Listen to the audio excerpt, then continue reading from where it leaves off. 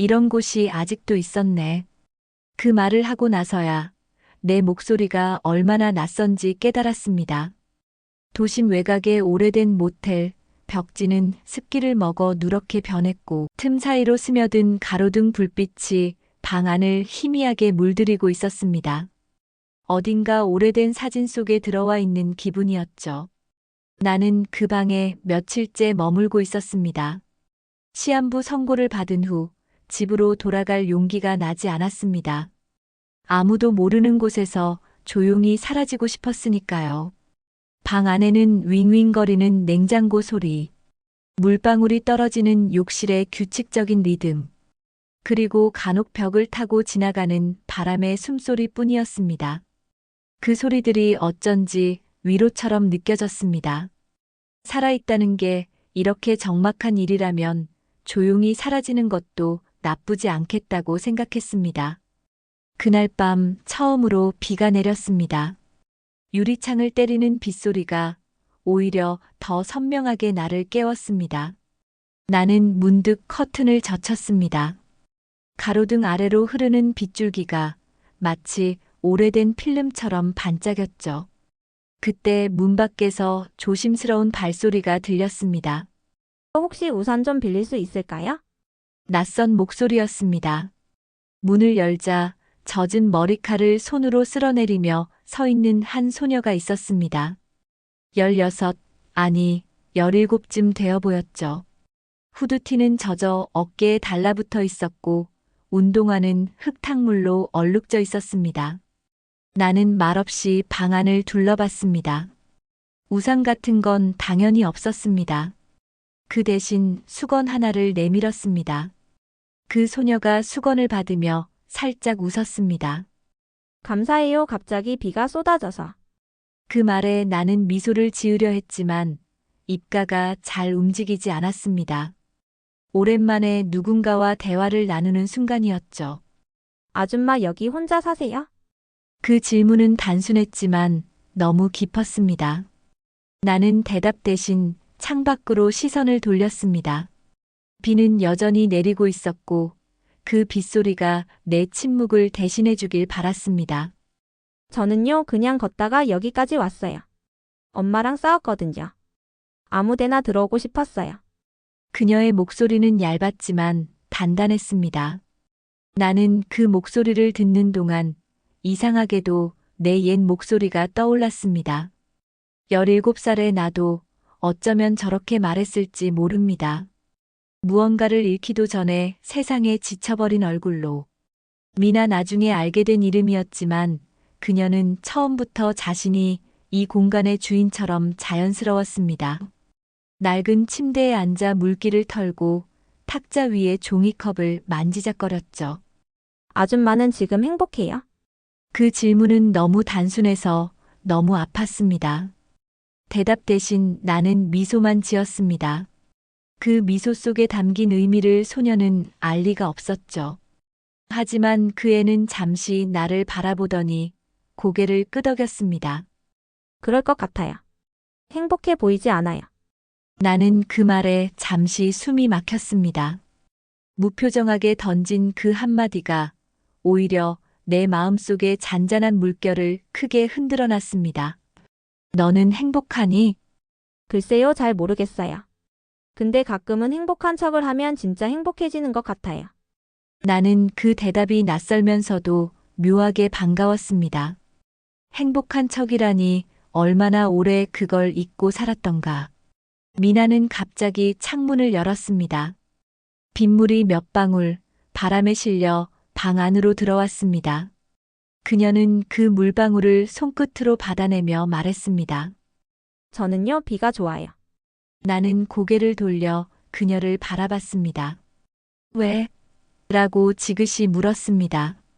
비가 내리면 세상이 잠깐 멈추는 것 같거든요. 다들 뛰어가잖아요. 근데 저는 그냥 서 있어요. 그럼 이상하게 나 혼자 남은 기분이 들어요. 그 말에 나는 묘한 안도감을 느꼈습니다. 그 소녀가 말한 나 혼자 남은 기분, 그건 지금의 나를 정확히 설명하는 문장이었으니까요.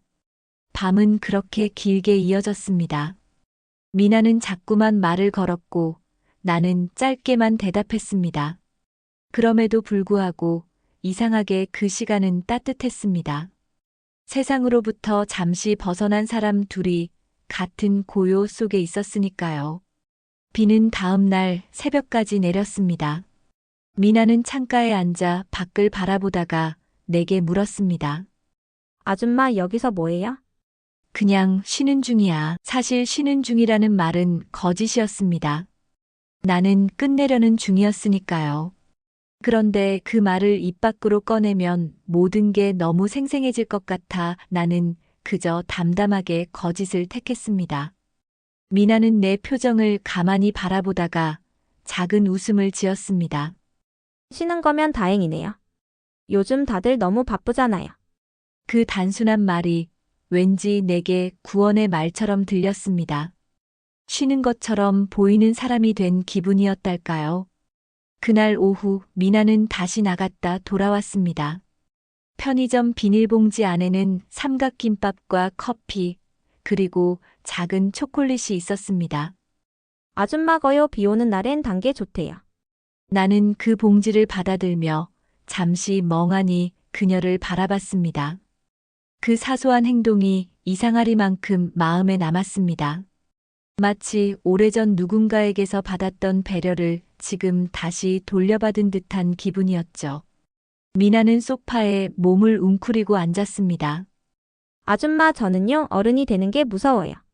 나는 그 말을 들으며 잠시 옛 기억을 떠올렸습니다. 어른이 된다는 건 두려움이 아니라 포기가 되는 일이라는 걸 그땐 몰랐죠. 무서울 만해. 아줌마는 어땠어요? 처음 어른이 됐을 때. 그 물음에 나는 웃었습니다. 처음 어른이 된 때라니. 그때가 언제였을까요? 결혼식장? 첫 직장? 아이를 낳았을 때? 아니면 누군가를 떠나보냈을 때? 나는 그렇게 속으로만 대답했습니다. 아마 너무 빨리 자랐던 것 같아. 미나는 고개를 끄덕였습니다. 그녀의 얼굴에 떠오르는 표정이 이상하게 익숙했습니다. 순간 나 자신을 보는 것 같았습니다. 어딘가 외로움을 애써 감추려는 눈빛 말끝마다 스스로를 설득하려는 목소리. 그 모든 것이 젊은 날의 나와 닮아 있었습니다. 그때 나는 깨달았습니다. 이 소녀는 나를 위로하러 온 게 아니라 나에게 잊었던 감정을 보여주러 온 것이라는 걸. 밤이 깊어지자 모텔 복도는 적막해졌습니다. 낡은 형광등이 깜빡이며 그림자를 길게 늘어뜨렸습니다. 미나는 이미 잠들었고 나는 잠들지 못했습니다. 탁자 위에 시계 초침이 또각또각 울렸습니다. 그 소리가 마치 내 남은 시간을 세는 듯 했습니다. 나는 창문 쪽으로 걸어갔습니다. 비는 그쳤지만 공기엔 아직 축축한 냄새가 남아 있었습니다. 그 냄새 속에는 오래된 기억이 섞여 있었습니다.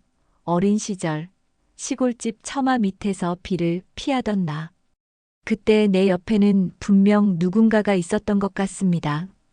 아마 어린 미나처럼 빗방울을 세며 웃던 내가. 그 기억이 파도처럼 밀려왔습니다. 그리고 문득 이해했습니다.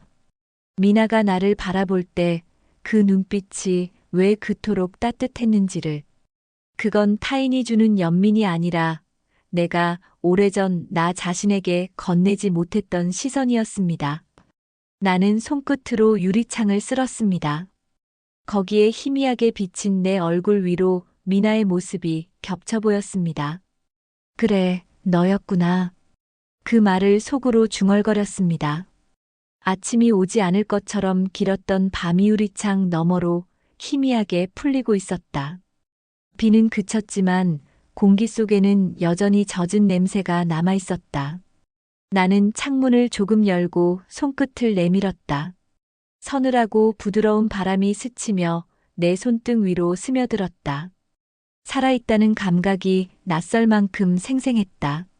모텔의 벽지는 축축했고 형광등은 간헐적으로 깜빡였다. 미나는 여전히 소파에 웅크린 채 앉아 있었다. 밤새 거의 잠을 자지 않은 얼굴이었지만 그 눈빛은 묘하게 또렷했다. 아줌마는요, 정말 가끔은 다시 태어나고 싶다고 생각해요?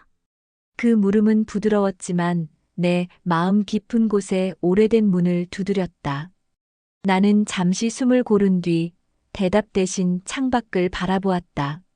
저 멀리서 떠오르는 새벽빛이 어둠과 맞닿아 있었다. 그 경계선 위에 나의 삶도 걸려 있는 듯 했다. 미나는 내 침묵을 기다렸다. 그 기다림 속에서 나는 오히려 내 안의 소리를 들었다. 다시 태어나고 싶다고. 사실 나는 매일 조금씩 죽어가며 새로운 얼굴로 깨어나고 있었는지도 몰라. 그녀는 내 얼굴을 한참 바라보다가 말했다. 저는요, 어릴 땐 어른이 되면 모든 게 명확해질 줄 알았어요. 근데 이상하죠? 커질수록 더 모르게 돼요. 내가 뭘 좋아하는지도 왜 사는지도. 그 말이 내 안에서 오래 맴돌았다. 어릴 적의 나 역시 그랬다. 커서 무엇이 될지, 어떻게 살아야 할지 모르면서도 그저 살고 싶다는 열정 하나로 하루를 버텼던 시간들. 그때의 나는 지금보다 훨씬 단순하고 그래서 훨씬 용감했다. 나는 미나의 머리칼에 묻은 빗방울을 바라보았다. 그 순간 문득 그런 생각이 들었다. 저 아이는 어쩌면 나일지도 모른다. 아줌마 지금은 아픈가요?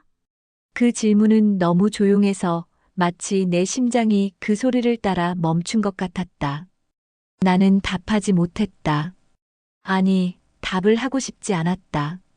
말로 꺼내는 순간 그 아픔이 다시 현실이 될 것 같았으니까. 조금은. 하지만 지금은 그냥 숨 쉬는 게 고맙다. 속으로만 그렇게 중얼거렸다. 미나는 나를 가만히 바라보다 가주머니에서 구겨진 종이 조각 하나를 꺼냈다. 이거요, 제가 학교 앞 문구점에서 산 건데요. 이 위에 소원을 적으면 이루어진대요. 그녀가 내민 종이는 단순한 메모지였다. 나는 천천히 그것을 받아들고 손끝으로 그 질감을 느꼈다. 부드럽지만 약간 눅눅했다. 그리고 그 작은 종이 위에 나는 오랜만에 펜을 들었다. 그냥 내일 아침 눈을 뜨게 해주세요. 글씨가 엉성했다. 하지만 그 한 줄을 적는 동안 가슴 한쪽이 따뜻해지는 걸 느꼈다. 미나는 내 글씨를 보더니 조용히 웃었다. 그럼 아줌마 소원은 이뤄질 거예요, 진짜로요. 그 말이 마치 주문처럼 들렸다. 나는 그 미소를 바라보다가 문득 눈이 흐려졌다. 그래, 저 눈빛, 저 미소 어딘가 익숙하다. 그제야 알 것 같았다. 미나의 눈은 내가 오래전에 잃어버린 나의 눈이었다. 순수했던 세상을 처음으로 믿었던 그 시절의 눈빛. 시간이 흘렀다. 방 안의 공기는 점점 무거워지고 형광등의 불빛이 서서히 흐려졌다. 미나는 그 자리에 그대로 있었다. 그런데 이상하게 그녀의 윤곽이 점점 희미해지고 있었다. 아줌마 혹시 무서워요? 나는 고개를 저었다.